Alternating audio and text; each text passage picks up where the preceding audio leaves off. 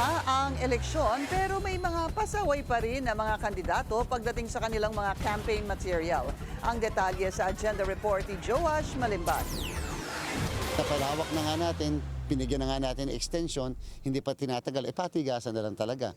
Yan ang buwelta ni COMELEC Chairman George Garcia sa mga kandidatong mayroon pa ring nakasabit na campaign materials hanggang ngayon. Ayon sa COMELEC Resolution 11086 at sa Fair Elections Act, 5 araw lang o hanggang May 17 ang ibinibigay sa mga kandidato para baklasin ang kanilang election-related materials. Pwedeng kasuhan ng isang election offense ang mapatutunayang lumabag dito, panalo man o talo.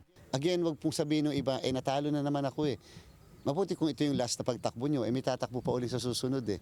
Hindi po ba? And therefore, yung mga ginawaan pong kasalanan sa kasalukuyan, pwede pa rin namin pong ituloy yun na kasalanan kahit sa pag nag-file na ng certificates of candidacy sa mga susunod.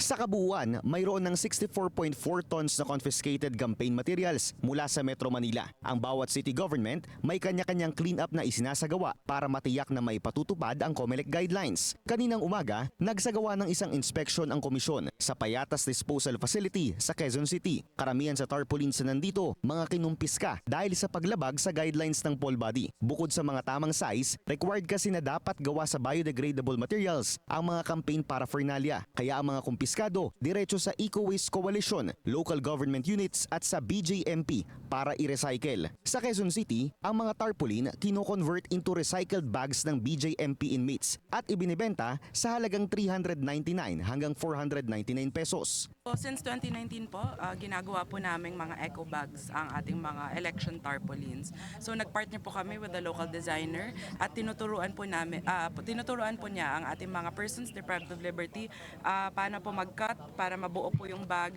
at tinatapos na lang po niya sa kanyang studio. Nagpaalala naman ng COMELEC na mananatili pa rin ang nationwide gun ban hanggang June 11 o 30 araw matapos ang Election Day. Kasabay nito, ang deadline ng lahat ng mga kandidato na magpasa ng kanilang Statement of Contributions and Expenditures. Kasama sa mga kailangang dapat i-declare ang promotion ng influencers. Ang sinumang mahuling na meke ng SOSE ay pwede raw patawan ng perjury o falsification na maaari ring makaapekto sa kanilang future candidacy. Para sa agenda, Joash Malimban, Billionaire News Channel.